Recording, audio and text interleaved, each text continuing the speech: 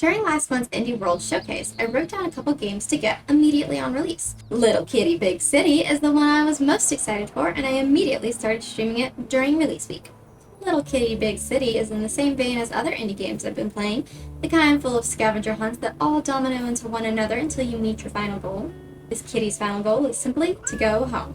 The game starts out with a little black kitty sunning on their balcony. As they wake up with a stretch, their little toe beans begin to hang off the balcony until it's their legs and eventually their everything as they fall off the balcony completely. As they descend down many stories, they catch awnings and ledges to slow their fall. They reach out for a crow as they fly by and eventually land in the bush of a Shibu, who scares them away. Now they have no idea where they are. But it's your turn to help them find their way. As you control the little black kitty, you eventually find the crow you'd had a run-in with, right in front of your apartment building. The crow explains that the only way in is to climb back to your balcony window. But little kitty is hungry. You don't yet have the strength for climbing. So the crow offers you a deal. A fish for 25 shinies. Once you bring the 25 shiny things to the crow, they give you your first fish. They then explain to you how you can first begin climbing, but you're still too hungry to climb all the way up to your balcony window. 3 more fish will do it. Along your way to find the fish, you meet up with other big city animals. You can find things for them and learn things from them, and you can eventually use their help to find your way home. At least you have a home.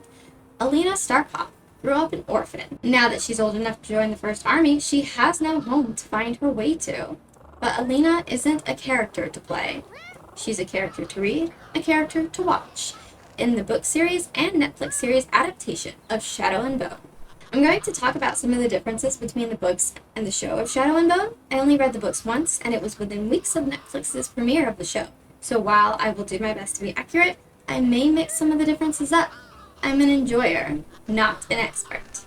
I talked about the biggest difference of the books and the show in my last video. The crows. The crow story in the books takes place after the Shadow and Bone story. There aren't 6 characters telling the story, there's only one, Alina Starkov. Alina Starkov is just a map maker. She doesn't know where she's from or who she is. In the show, she's part Shu, but in the book, she doesn't know anything of her lineage. She only knows her best friend, Malian Oretsev. Mal is a tracker with the First Army, the army of Rafkin soldiers Alina makes her maps for.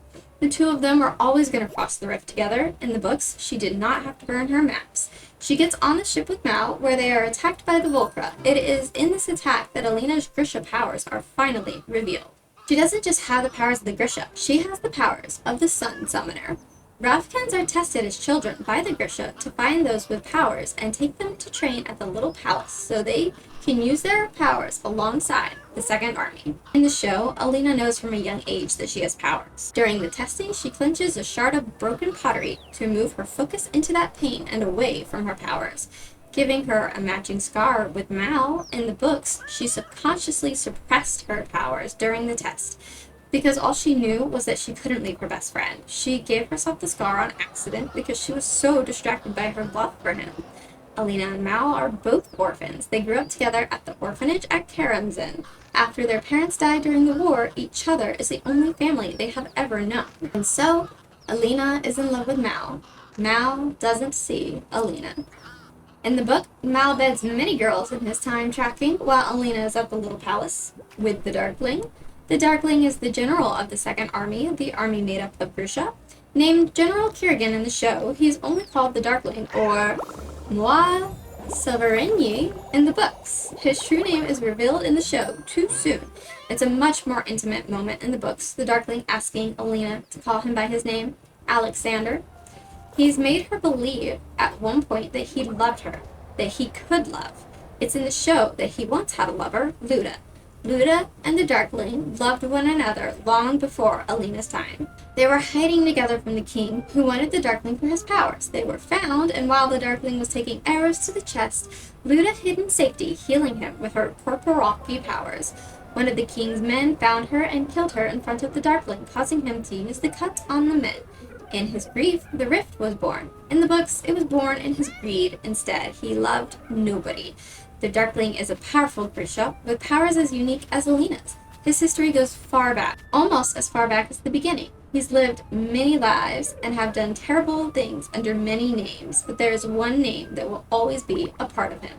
Morozova, the father of his mother Bagra. Bagra tried her best to show her son how to love, but she could sense there was something inside him against it, and she only ended up resenting him. That resentment led her to leading Alina out of his footsteps. Alina is the Darkling's mirror, the light to his darkness, but he's not the only one she's attracted. The privateer Sturmhond, who helps Alina and Mal out in both book and show, ends up actually being Nikolai Lantsov, heir to the Rodkin throne. He falls for Alina in both adaptations. In the show, Alina accepts his proposal for marriage. It is in the books that after Alina rejects him, he begins to fall for another Grisha, while Alina finds her way back to Mal. I'm sure there are gaps in my explanation, and I never really explain what the story is even about. As always, it is about love. The entirety of Shadow and Bone, the book trilogy, is about two best friends trying to find their way to one another. Alina and Mal are first separated after that first moment in the rift when their ship was attacked by the Volcra. Alina trains under the Darkling at the little palace, slowly forgetting her love for Mal, while Mal tries to forget his love for her with his tracking, his drinking, and other women.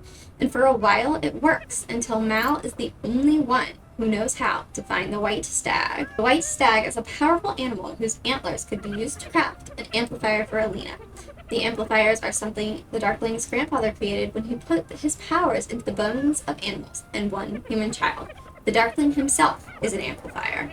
The white stag is one such of Morozova's animals, and only Morozova's 3 amplifiers are powerful enough for Alina's specific powers. While Mal is the best tracker in the First Army, Alina does not yet know that he's looking for the stag for her. The Darkling wants her to know only him, as he kisses her that night. It is the same night at the Winter Feet that Bagra finally tells her everything of the Darkling, of who he really is, of what he's really after, of the damage he wants Alina to perform for him. And so Alina runs. She runs from the Darkling. She runs from Mal, who she's just seen for the first time in half a year. Mal is the best tracker in the First Army. Of course he finds her, and together they look for the white stag. As they reach the place Mal knows the stag to be, he admits his feelings to her. "I'm sorry it took me so long to see you. I see you now." And then they both see the stag. An amplifier only works for the Grisha, who kills its animal, but Alina senses something in the stag as it senses something in her, and she cannot bring herself to kill it. But the Darkling can. He's found them, and he kills the stag without even giving Alina a chance. And now, with antlers fashioned to be worn on her collarbone, the Darkling can control her powers. She spared the stag's life, and it sensed that in her, and it tied her power to the Darkling's with its amplifier. After the Darkling uses her powers to expand the rift, she uses his powers to call upon the Cut to separate herself and Mal from the Darkling once again. There are 2 more amplifiers for Alina, and so the Darkling won't let her get away. He finds them once again and boards them on a ship where they meet Sturmhond. We're in the second book of the trilogy now. There are many more things to come, and many more differences from the show to take place. Sturmhond separates Alina and Mal from the Darkling once again. Mal tracks the second amplifier, the Sea Whip, and Alina kills it, using 7 scales to make an amplifier around her wrist.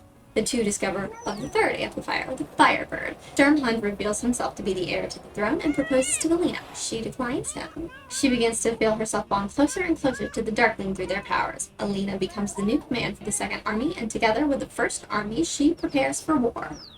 I can't possibly keep going, or I'll be going all day. Towards the end of the trilogy, Alina and Mal go on their way, finally tracking down the Firebird. It isn't until they do that they realize it isn't the third amplifier. Morozova never got around to the Firebird. Remember the human child I mentioned earlier? He had another daughter, other than Bagra, a human girl without any Grisha powers, who he doted over completely. He ignored Bagra, and in her jealousy as a child, she used her unique Grisha power on her sister, the Cut.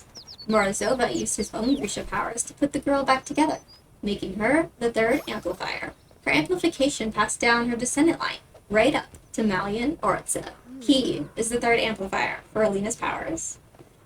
The only way Alina can claim the amplifier is to kill it, to kill Mal, but how can she kill somebody she loves so much, somebody she's become completely one with? But then again, what is one soul compared to the world? Alina unleashes the third amplifier, but it doesn't become hers. It spreads itself throughout the world, creating new sun summoners and bringing down the rift. Unleashing has taken everything Alina has, her powers, her love, even the color of her hair. She kills the Darkling as a mortal would, with a blade to the heart, at last, whispering his true name, Alexander. Upon the Darkling's death, Mal opens his eyes. He isn't healed by Alina's Grisha powers, as in the show. He doesn't continue tracking, he's lost his own powers. She doesn't continue on as a Grisha now that she doesn't have her powers. The two allow the world to believe them dead as they hide away to raise orphans at the orphanage in Karamzin, and the world tells the story of Sancta Alina. The Darkling's goal throughout his life was always to create a world that's safe for all Grisha kind, but somewhere along the way it became about getting rid of their enemies instead, and then anyone who wasn't Grisha at all. In this way, the Grishaverse is based off the real world. There have always been people who think the world belongs to only a certain type of humans in our history and in our present. Leigh Bardugo once spoke openly of Israel's cleansing of Palestine, showing support for the Palestinians, but she has recently pulled back on that support, showing neutrality instead. Silence is not support. The Little Kitty Big City socials have been posting only promotion for the game, which is normal of gaming companies, but a quick look through their follows shows their support for people who are openly speaking up about Palestine. I'd like to hope in their own lives, the people who worked on the game are speaking up too. And maybe they are, with the watermelon hat you can put on your cat. They're at least working hard on the game. I ran into a bug the first week of release that almost broke the game for me. A kind soul on Steam shared how to get out of the bug, and I was able to continue the game in stream. Just over a week after the game came out, though, the bug I ran into, along with others, were already patched out. Now we can all run around the big city as a little kitty without running into any bug breaks in the game.